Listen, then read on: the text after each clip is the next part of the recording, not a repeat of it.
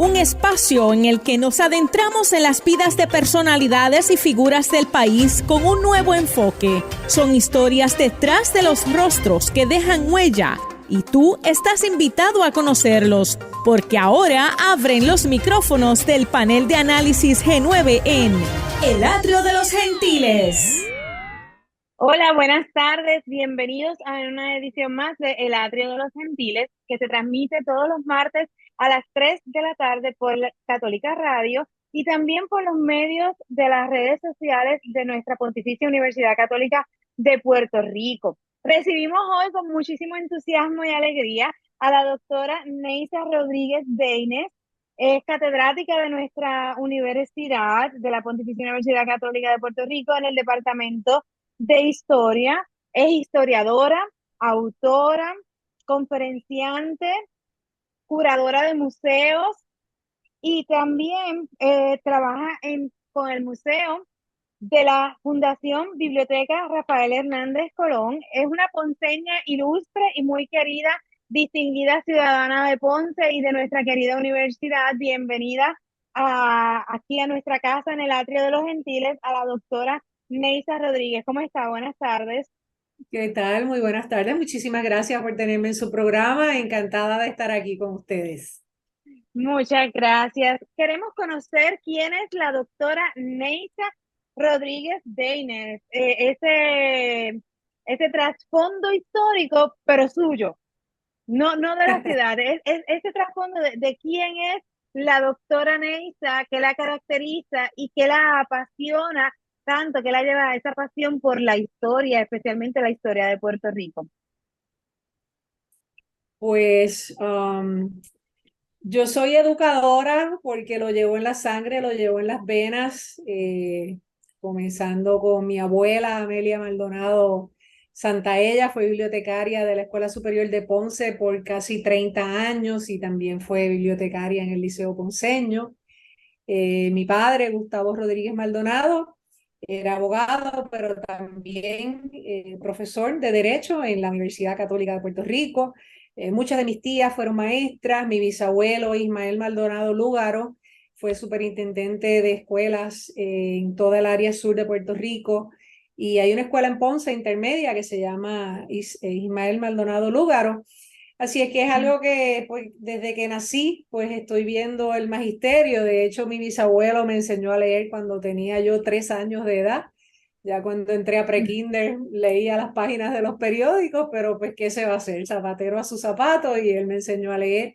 Así es que siempre desde mi niñez estuve muy expuesta a la educación y pues tal vez por eso, como dije, lo llevo en la sangre.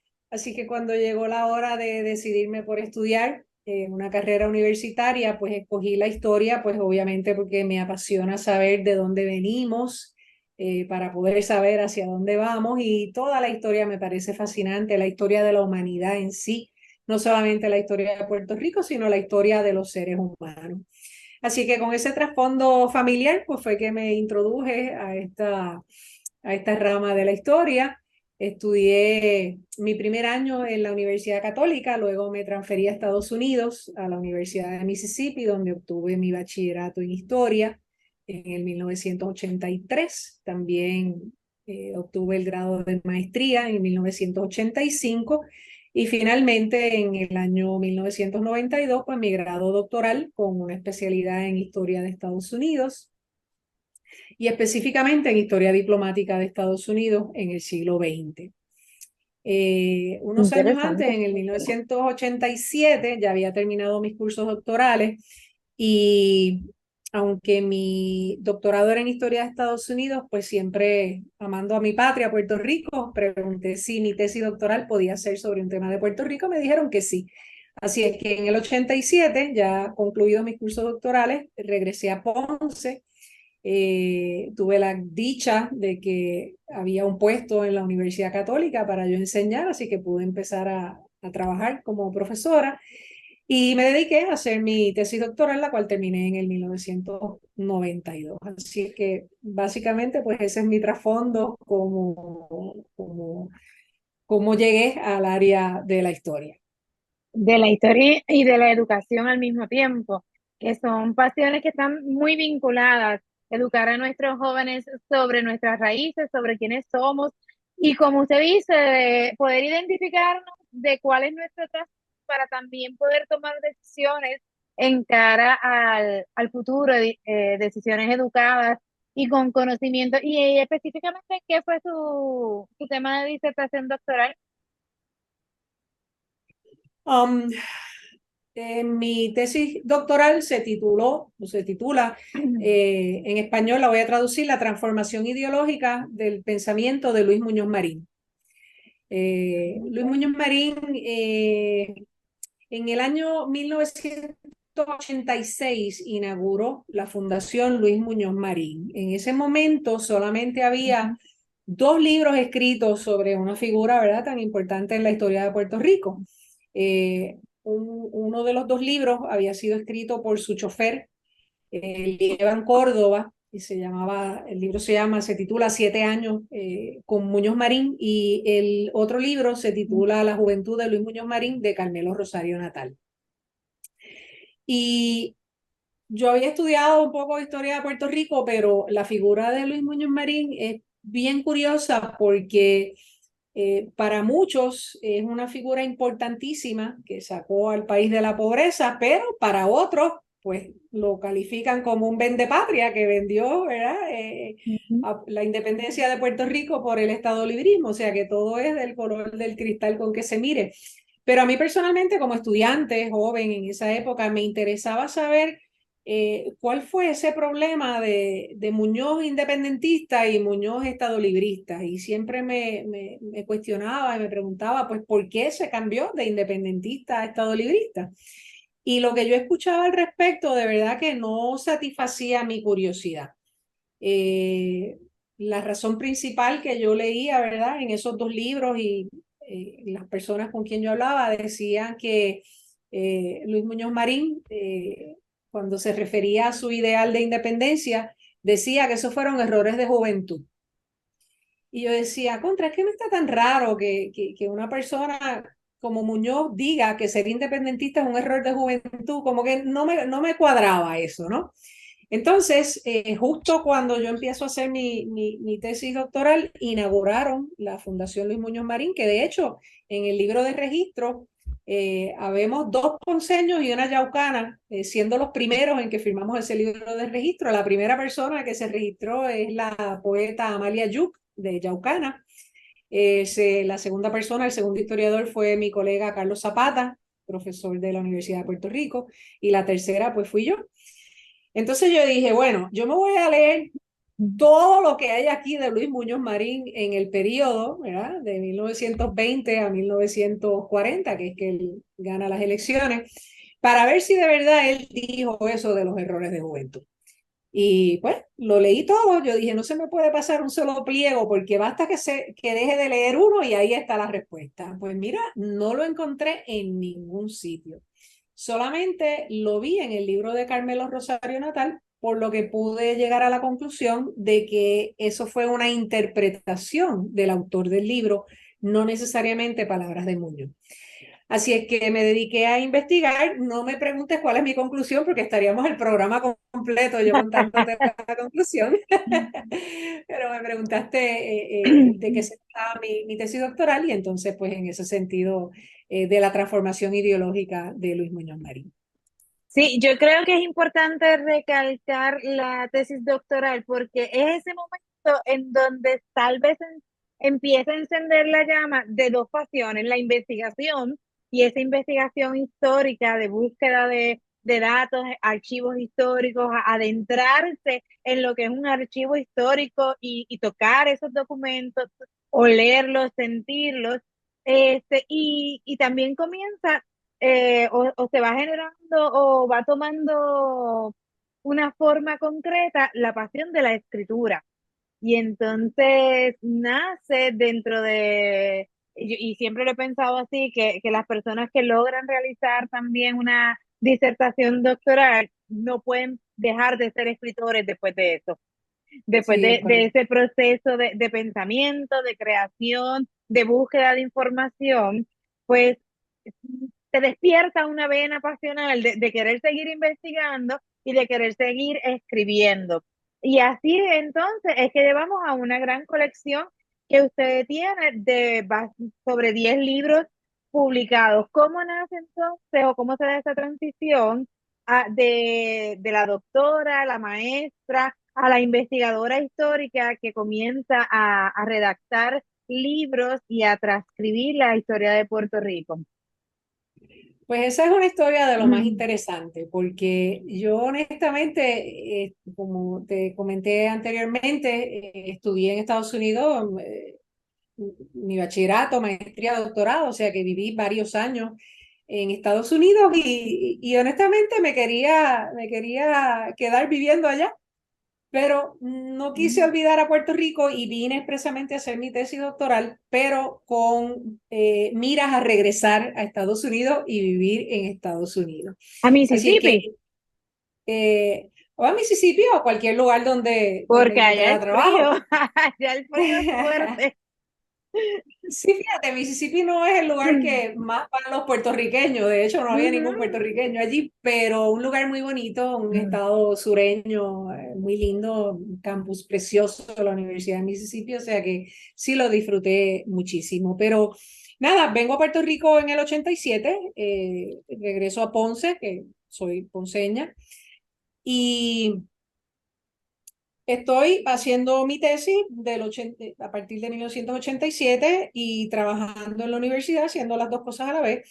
Ya para 1990 había yo terminado mi investigación y estaba redactando, ya casi me faltaba bien poquito para regresar a Estados Unidos, pero un alcalde ponceño de nombre Rafael Churumba Cordero Santiago decidió que él quería hacer unas actividades importantes para conmemorar el tricentenario de la ciudad de Ponce, que se celebraría en el 1992.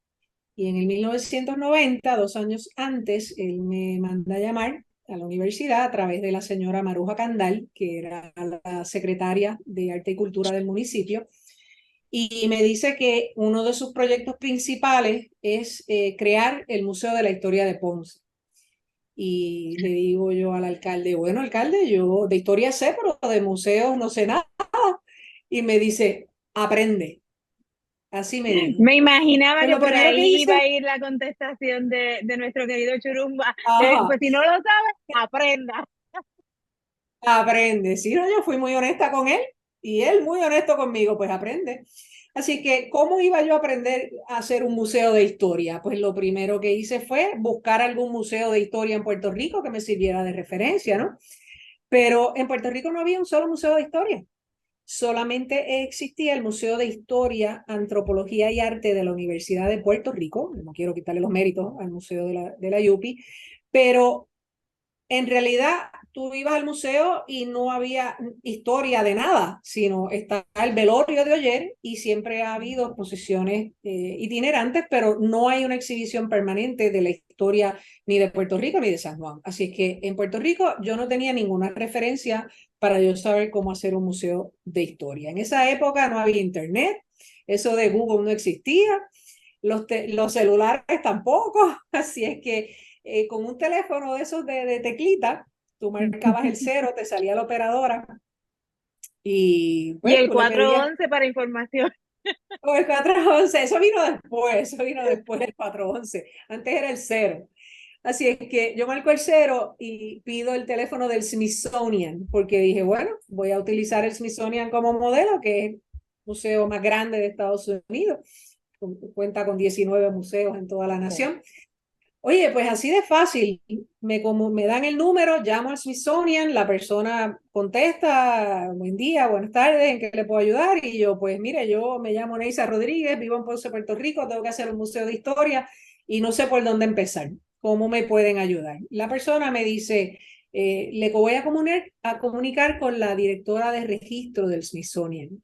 Señora, me atiende, buenas tardes. Esto fue en noviembre. Le explico y ella me dice, con mucho gusto la podemos ayudar, pero estamos en noviembre, vienen las Navidades, no es un buen momento.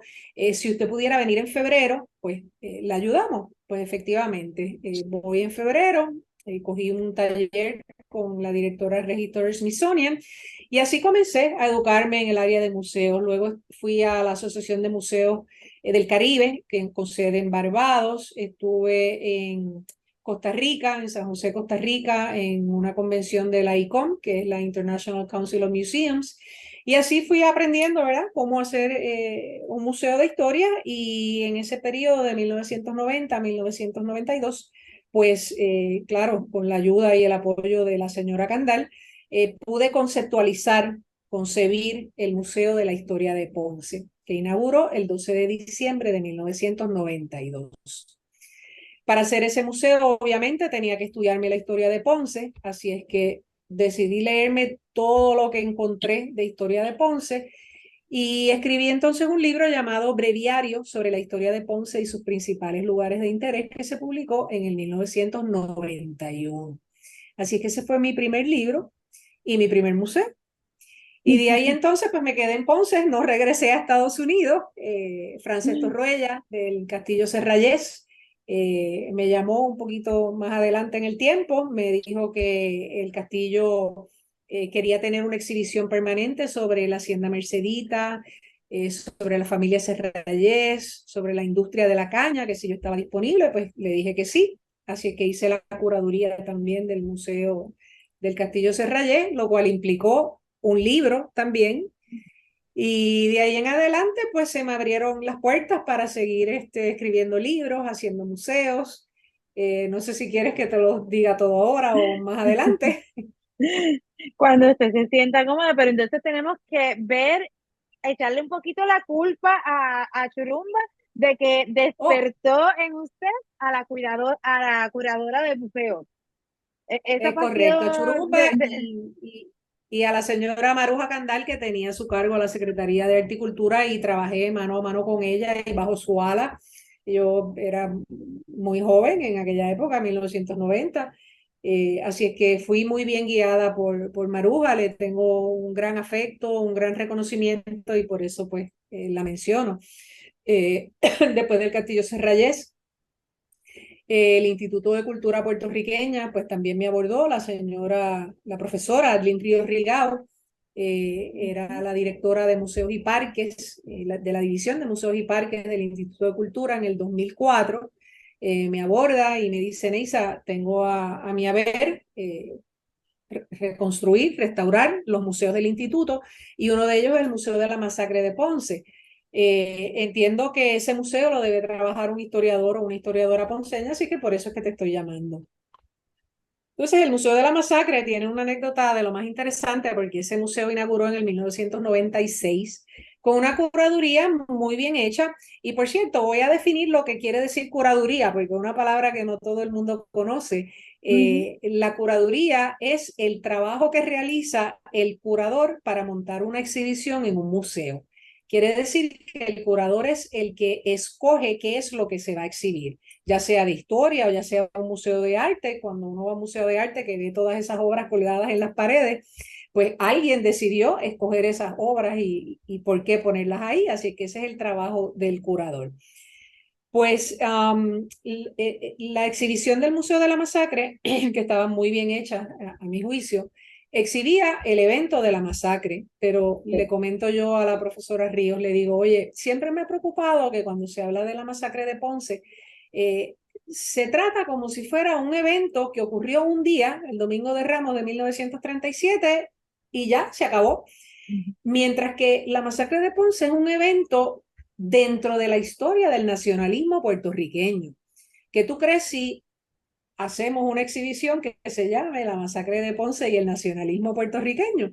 Ella lo llevó a la directora del instituto, le pareció fantástica la idea, y ese fue el trabajo que hicimos en el 2004 en el Museo de la Masacre. Presentamos la historia del nacionalismo puertorriqueño desde Ramón Power y Giralt en el 1810 hasta la salida de la Marina de Vieques en el 2003. Así es que un museo muy completo con un diseño museográfico realizado por el Instituto de Cultura, muy bonito. Años más tarde, cuando cambia el gobierno y el partido en el poder es contrario al nacionalismo, se desmanteló ese museo y se creó una nueva museografía muy sencilla, muy turística, pero no con el impacto de presentar al Bisu, el grito de Lares y toda esa historia del nacionalismo. Sí, Así yo que ese es tuve la otro museo a oportunidad mí de a ver. visitar el Museo de la Masacre de Ponce y genuinamente las emociones que levantaba,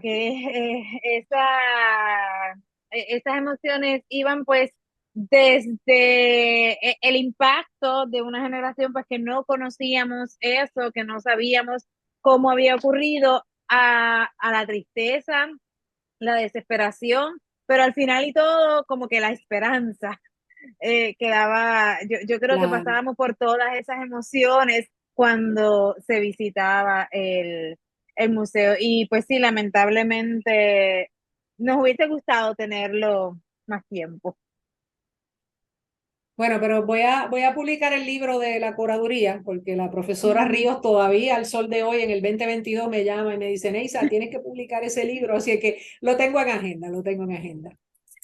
Y nada, Sí, así la vida me fue llevando por diferentes museos. Luego, en el 2006, el alcalde Sayas Seijo quiso hacer un museo sobre el autonomismo puertorriqueño en el Panteón Nacional Román Valdoriotti de Castro. Es el único panteón nacional que tiene Puerto Rico y lleva el nombre del padre del autonomismo puertorriqueño, quien está enterrado allí.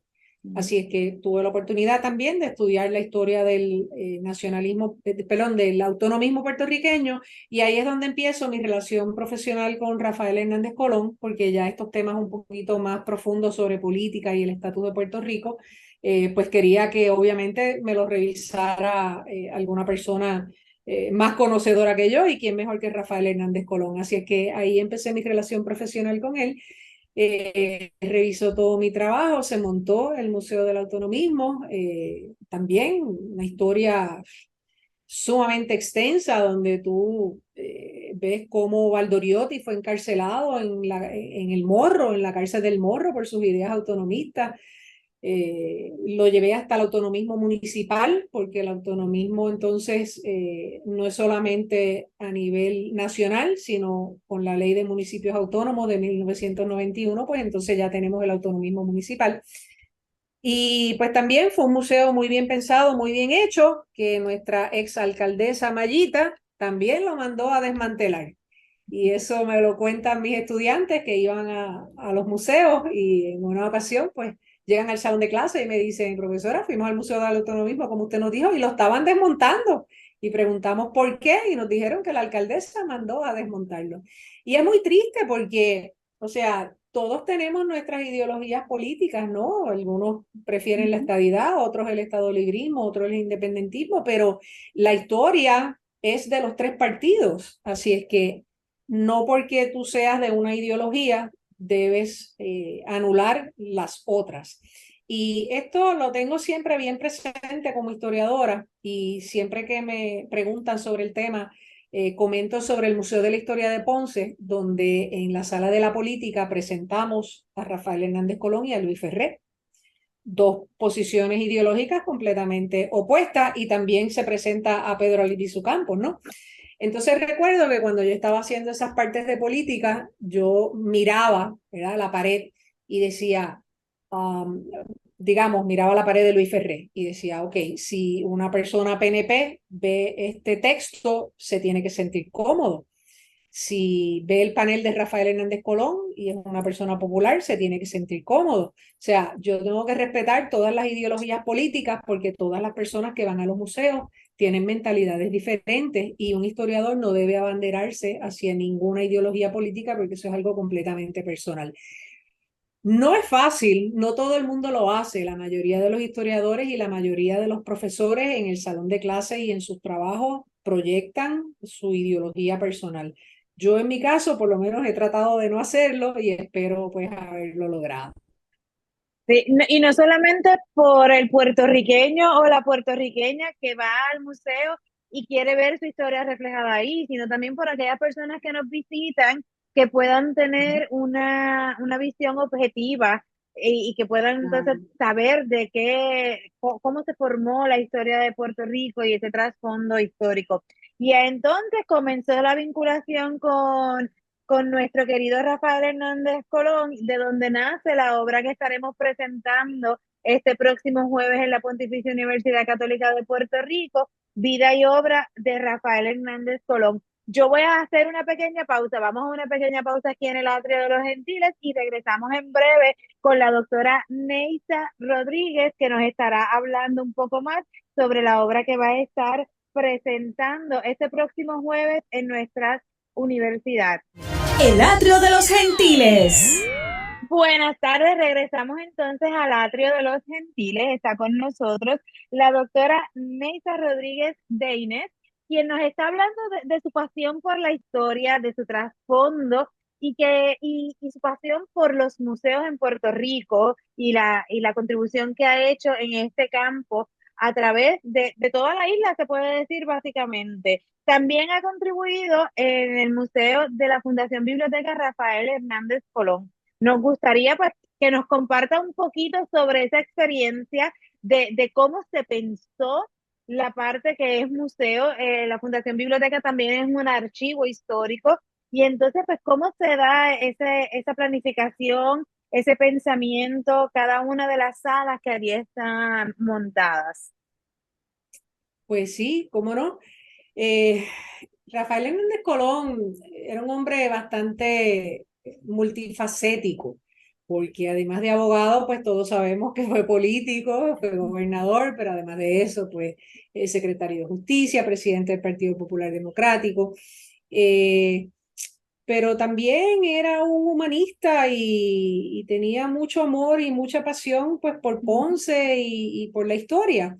Así es que él siempre recalcaba la importancia de la educación y cuando él pensó hacer la fundación fue con el propósito de contribuir a la educación en Puerto Rico y específicamente a la formación de líderes porque él entendía, y yo estoy de acuerdo con este pensamiento, que si uno estudia la historia de Puerto Rico, nosotros pues siendo una colonia de España por tantos tiempos, estábamos muy acostumbrados a seguir instrucciones y a seguir liderato.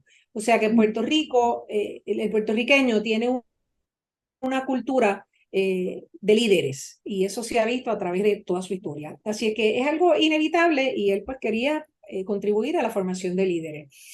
El archivo de la fundación es probablemente uno de los mejores archivos históricos que tiene nuestro país en este momento, con las mejores condiciones ambientales, temperatura, espacio, organización. Tiene más de 3 millones de documentos no es solamente sobre Rafael Hernández Colón, es sobre historia de Puerto Rico en la segunda mitad del siglo XX. Así es que está a la disposición no solo de los historiadores, sino de todas las personas que interesen conocer un poquito sobre la historia de Puerto Rico. La fundación me contrata para hacer el museo, por lo tanto yo tengo que sumergirme en el estudio de la vida y obra de Rafael Hernández Colón. Así es que reviso miles y miles y miles y miles de documentos, me leo casi los 3.000 mensajes que él escribió y hago una investigación histórica que dura varios años. Y entonces, con esa investigación histórica, la fundación crea el museo. Yo solamente realicé la investigación, le di estructura a la vida y obra del gobernador y la arquitecta Magda Bardina fue la responsable de hacer la museografía tan bonita que ustedes ven cuando participan en el museo.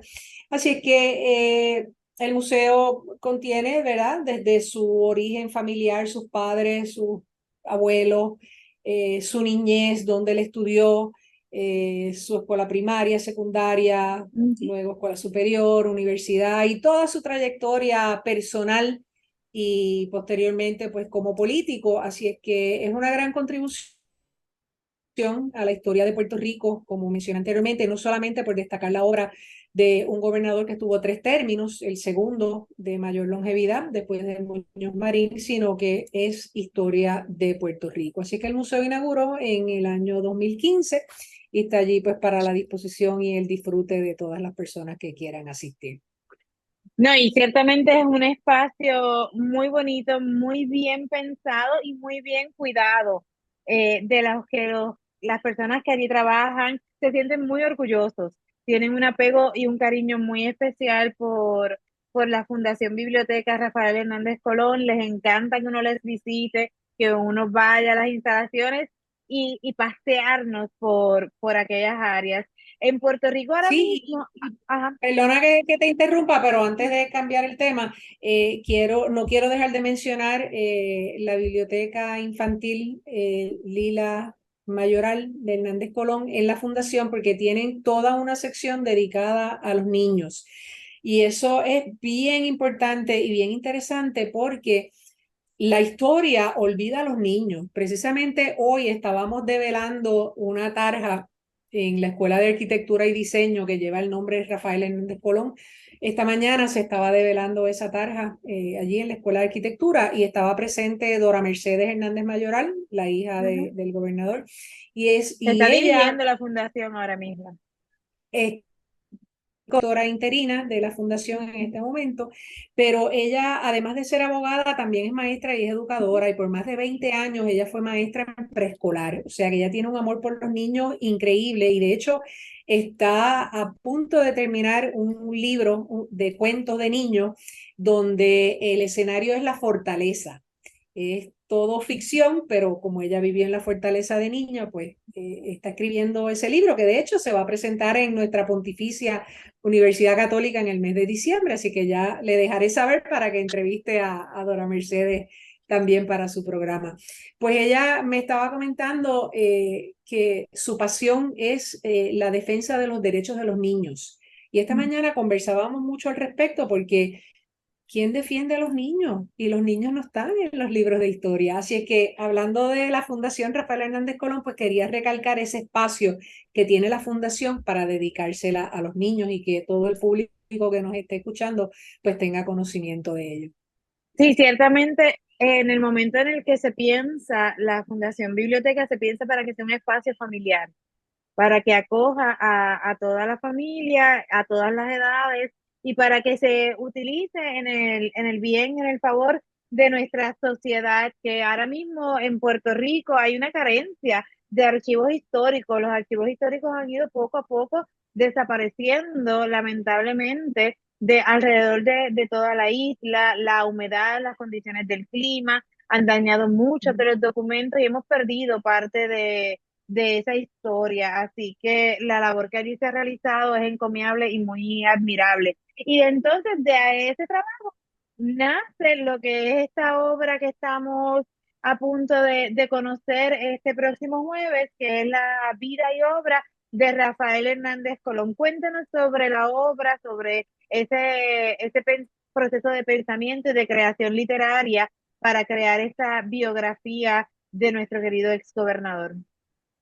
Como no, con muchísimo gusto te cuento, pero antes de eso quiero hacer una mención muy importante de la licenciada Gladys Tormes, quien durante casi 50 años ha sido la persona responsable de que Ponce conozca su historia, porque si no fuera por ella, probablemente el Archivo Histórico de Ponce, que es el segundo más grande del país, después del Archivo General de Puerto Rico, ese archivo no existiría. Así es que quiero presentar mis respetos y mi agradecimiento a la archivera Gladys Tormes por su labor. Bien, Gracias. para hacer el Museo de la Fundación, pues obviamente tuve que estudiar muchísimo la vida y obra de Rafael Hernández Colón. Y una vez termina el museo y pasa un poquito el tiempo, eh, me quedo yo pensando, tengo tanta información que no se colocó en el museo, tanta y tanta y tanta información que es tan importante para dar a conocer la vida y obra de Rafael Hernández Colón, que me voy a aventurar y voy a escribir un libro. Y lo titulé Vida y obra de Rafael Hernández Colón, tomando como modelo un librito chiquito que escribió don Jesús Benítez sobre la vida y obra de Luis Muñoz Marín. Mi propósito en este libro es dar a conocer a Rafael Hernández Colón a las personas que no lo conocen, porque las personas que sí Ujú, lo conocen, pues saben lo que él hizo, pero el ujú. público en general, sobre todo las nuevas generaciones, sobre todo la juventud, no tienen idea de quién fue Rafael Hernández Colón. Y Sí. cuando yo escribo libros de historia, lo hago siempre en un vocabulario muy, muy, muy sencillo, un vocabulario que sea fácil de entender, información breve, concisa, al grano, porque no todo el mundo tiene esa pasión por la historia y yo lo que quiero es enseñar. Así es que esa es la forma en que he redactado el libro. El libro consta de 13 capítulos en los cuales yo presento su infancia, su formación académica, sus años como abogado y catedrático, sus inicios en el servicio público, su etapa como presidente del Senado, su etapa como presidente del Partido Popular Democrático. Luego trabajo las 3 gobernaciones de forma individual, primera, Ok. segunda, la tercera. La nueva tesis es una publicación magistral sobre cómo debe gobernarse a Puerto Rico. Luego, cuando termina su último término como gobernador, pues entonces él está unos meses en España, regresa a Ponce, pero ahí no acaba su obra. Una vez estando en Ponce, él regresa a la cátedra en la Universidad Católica, que de hecho él colaboró en la fundación de la Escuela Ujú. de Derecho en la Católica, y esa es una anécdota que hago en el libro. En 1956, Monseñor McManus, James McManus, fundador de nuestra Pontificia Universidad Católica, envía a este joven sacerdote de nombre Fremio Torres Oliver Ujú. a estudiar Derecho a la Universidad de Puerto Rico con el propósito de que regrese a Ponce, la Escuela de Derecho de la universidad. En ese mismo grupo estaba mi papá, Gustavo Rodríguez Maldonado, y estaba Rafael Hernández Colón, muy amigos de Fremiot. Así es que Sí. ellos tres, junto a otras personas más, obviamente, pues estudiaron en la Universidad de Puerto Rico y se graduaron en 1959.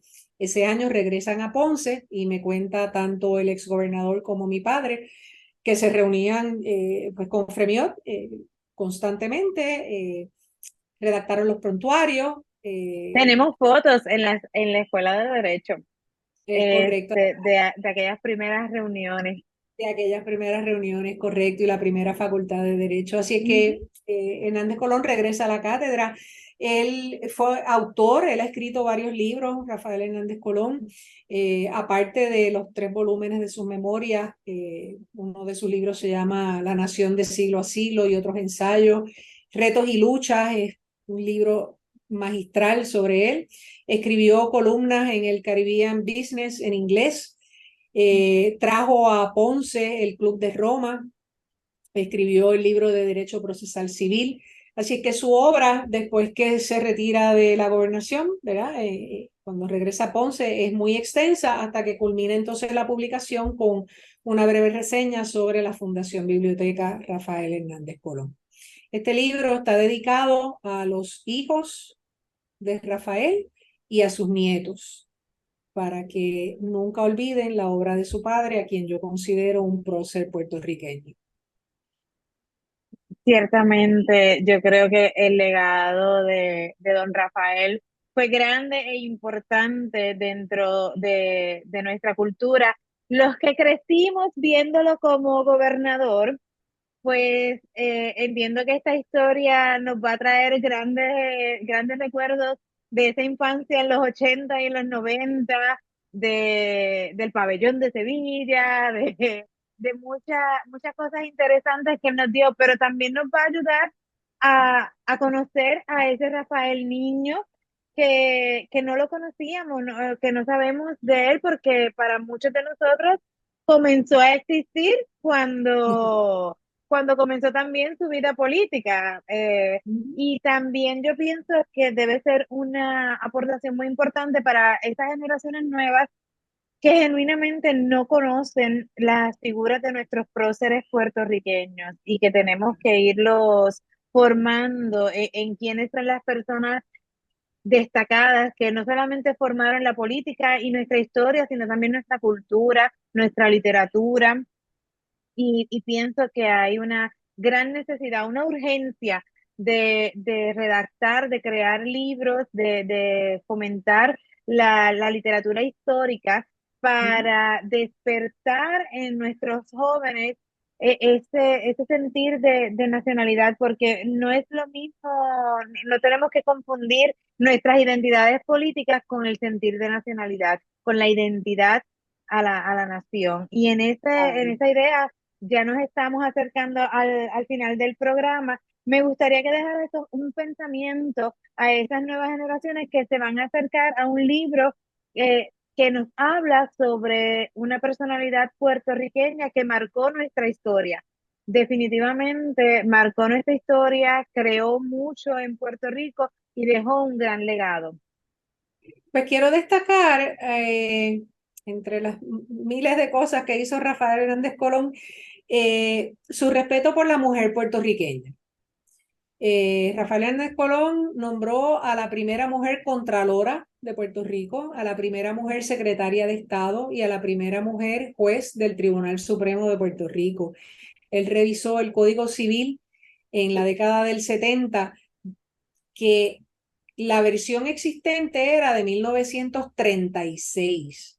Para la década de 1970, una mujer prácticamente no tenía identidad jurídica, no podía ir a los tribunales, tenía que ser representada por su marido, no podía residir donde ella quisiera, tenía que residir donde su marido dijera.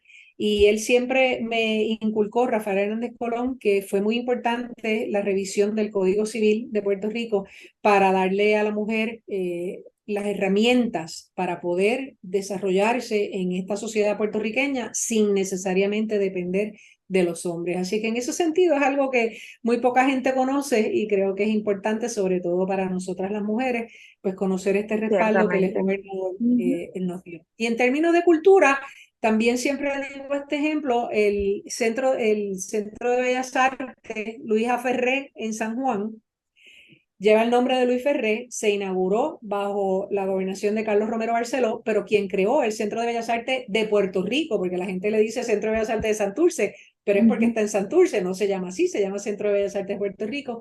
Quien asignó los fondos y dio el visto bueno para crear ese lugar fue Rafael Hernández Colón.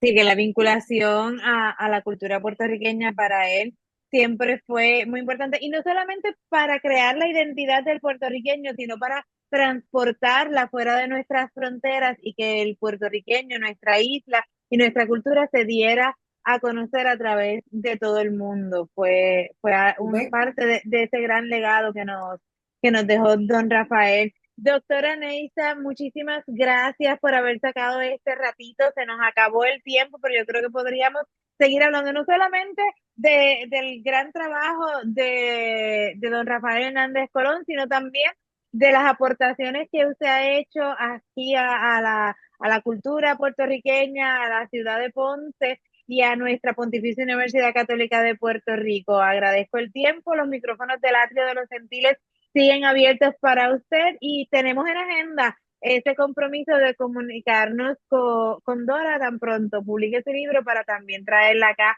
a los micrófonos del Atrio de los Gentiles. A nuestra audiencia, muchísimas gracias por habernos escuchado en la tarde de hoy. Los esperamos el próximo martes a las 3 de la tarde por las ondas radiales de la Pontificia Universidad Católica de Puerto Rico y Católica Radio. Buenas tardes. Muy buenas tardes y muchas gracias. Intégrate a la mesa y descubre las vidas de los gentiles. Comunícate con nosotros a elatriodelosgentiles@pucpr.edu. Queremos saber de ti. El Atrio de los Gentiles es una producción de la Pontificia Universidad Católica de Puerto Rico.